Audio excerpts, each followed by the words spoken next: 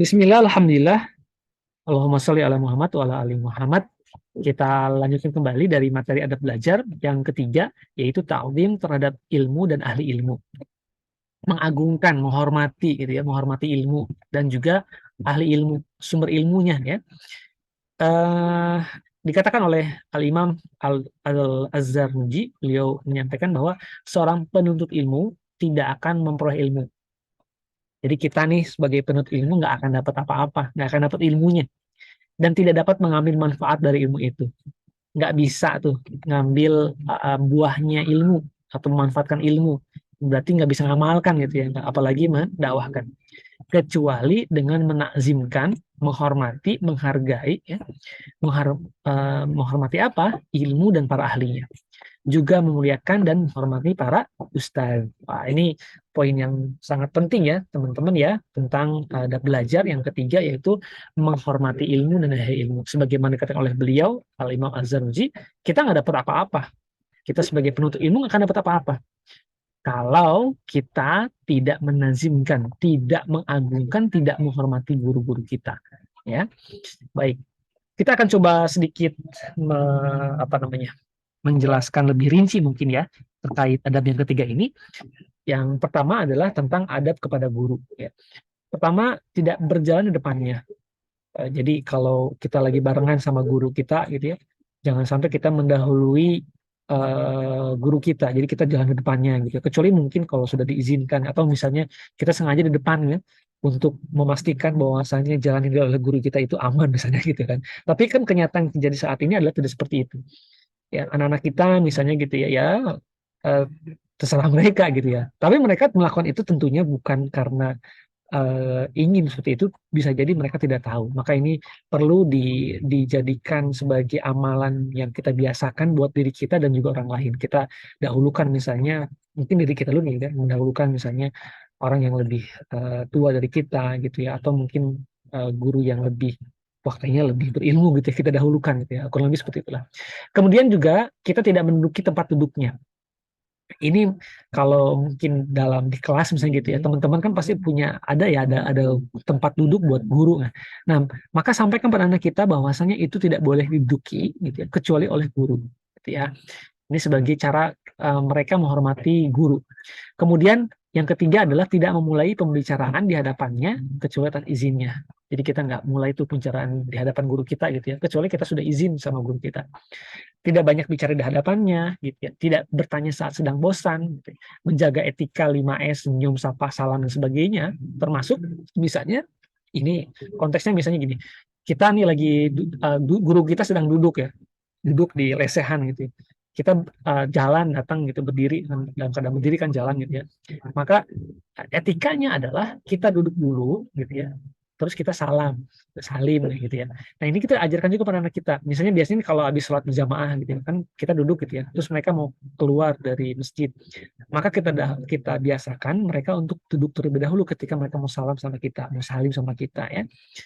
Kemudian yang berikutnya adalah menghormati anak-anaknya dan siapa saja yang memiliki hubungan dengannya. Insya Allah ya, ternyata guru itu nggak hanya dihormati gurunya saja, tapi juga ternyata anak-anaknya dan siapa saja yang memiliki hubungan dengannya.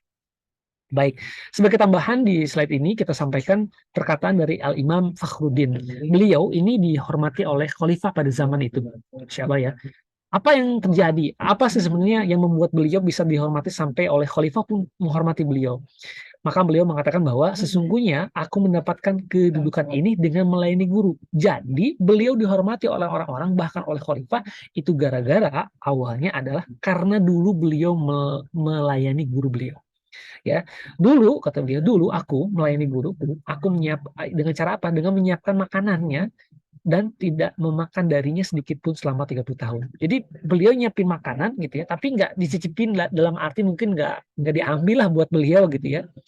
Kalau dicicipin mungkin dalam arti rasanya atau gimana, kalau alam ya apakah itu dilakukan gitu. Tapi intinya adalah beliau melayani gurunya. Atau bahasanya ulama sekarang adalah mulazamah mungkin gitu ya.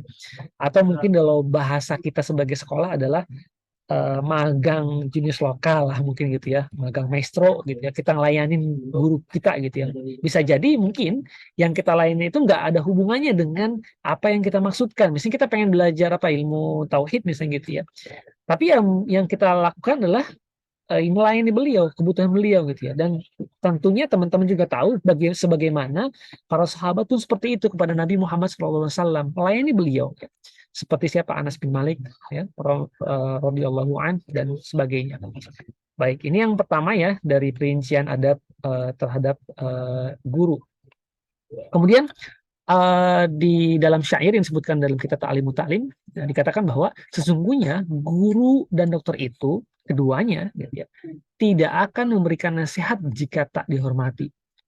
Ya. Kemudian tahanlah sakitmu jika kamu kasar terhadap dokter. Datang ke dokter gitu ya, sakit apa Pak? Nggak tahu Pak, oh kasar lah ngomongnya gitu ya. Pastinya dokter juga nggak mungkin nggak akan kasih resep ya. Dan ya ini yang terakhir nih ya, dan nikmatilah kebodohanmu jika kamu kasar terhadap gurumu. Wah, dahsyat nih syairnya ya, disebutkan dalam kitab Ta'lim Ta'lim. Jadi ya siap-siap saja kita menikmati kebodohan kita kalau kita kasar terhadap guru kita. Kemudian nih kalau yang pertama kan tadi ada terhadap guru gitu ya. Ahli ilmu itu kan guru dan yang kedua adalah kitab ya. Jadi ini ada terhadap kitab.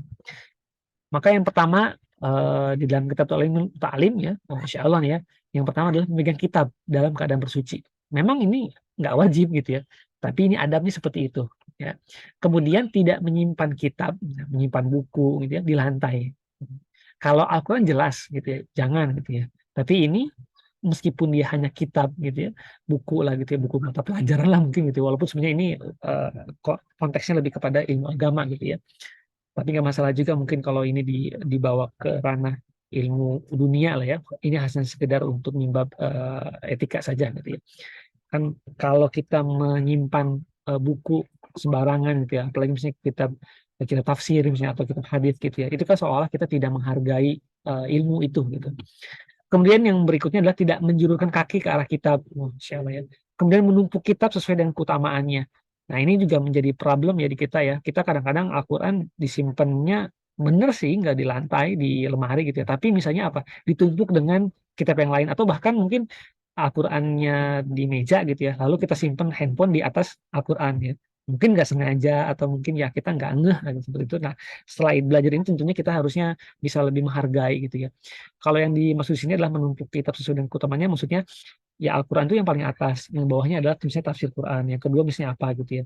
Jadi jangan jangan sampai kebalik gitu, Al-Quran di bawah, yang berikutnya adalah kita apa namanya kitab tafsirnya misalnya. Tapi jadi yang paling atas itu adalah Al-Quran. Ya. Kemudian tambahannya lagi nih ya, ini sebenarnya termasuk daripada menghormati ilmu gitu ya. Mendengarkan ilmu dengan pengagungan meski telah mendengarnya untuk kesekian kalinya. Kan kadang kita kalau misalnya datang ke sebuah majelis ilmu ya, kemudian disampaikan sesuatu yang kayaknya kita udah pernah dengerin ya gitu ya. Nah itu kadang-kadang kita menurun tuh rasa mengagungkannya, rasa menghormatinya gitu ya. Ah udah pernah ini mah gitu ya. Tapi perhatikan ya, para ulama dulu nggak seperti itu. Mereka itu mau mendengarkan sekali, dua kali, tiga kali, bahkan sampai 1000, mereka mendengarkannya sama seperti mereka baru pertama kali mendengarkannya. Masya Allah ya. Kemudian kata Muhammad bin Al-Hasan berkata kepada Muhammad bin Ismail, ini adalah siapa? Muhammad bin Ismail. Muhammad bin Ismail itu adalah Al-Imam Bukhari ya. Jadi gurunya yaitu Muhammad bin Al-Hasan. Beliau gurunya Imam Bukhari berkata kepada Imam Bukhari begini, pergilah dan belajarlah ilmu hadis ya, hingga akhirnya lahirnya sebuah karya yaitu Sahih Bukhari. Di sini sebenarnya mau memberikan konteks kepada mengikuti arahan dari guru. Jadi kalau misalnya guru kita melihat kayaknya kamu cocoknya di sini deh. Coba kamu pelajari ya gitu. Nah, sebagaimana Muhammad bin Al Hasan itu melihat Muhammad bin Ismail yaitu Bukhari, kayaknya beliau ini punya potensi di ilmu hadis. Maka gurunya ini menyampaikan, udah kamu belajar ilmu hadis gitu ya. Ternyata Masya Allah ya, apa yang disampaikan oleh Muhammad bin Hasan itu betul adanya ya, sehingga Al Imam Bukhari itu bisa menuliskan sebuah karya ya yang dikatakan oleh para ulama adalah karya kitab tersohih kedua setelah Al-Quran, yaitu Sohih Bukhari. Baik, kemudian eh, Nah, ini tambahan ya dari Syekh Al-Utsaimin. Sesungguhnya kadar seorang hamba dalam ilmu itu sesuai dengan besar kecilnya hati dia dalam mengagungkan ilmu dan memuliakannya. Ya, barang siapa yang hatinya penuh dengan pengagungan ilmu serta pemuliaannya, maka hatinya akan menjadi tempat yang layak bagi ilmu. Begitu pula dengan kurangnya dalam pengagungan dan pemuliaan terhadap ilmu di hati seorang hamba, maka berkurang pula kadar hamba akan ilmu. Sampai-sampai ada hati yang di dalamnya tidak ada ilmu sedikit pun. Masya Allah. Jadi intinya dalam kata-kata yang beliau sampaikan, intinya adalah kalau kadar kita mengagungkan ilmu itu kecil ya, apa yang akan kita dapat pun ya nggak akan jauh berbeda daripada itu gitu ya. Artinya agungkanlah, hormatilah ilmu gitu ya, sesuai dengan apa yang ini gitu ya, besar lah gitu ya. Maka kita pun akan layak mendapatkan ilmu itu sendiri. Baik, itu adalah adab yang ketiga, agak lebih panjang dengan yang sebelum-sebelumnya ya. Mudah-mudahan bisa dipahami. Wassalamualaikum warahmatullahi wabarakatuh.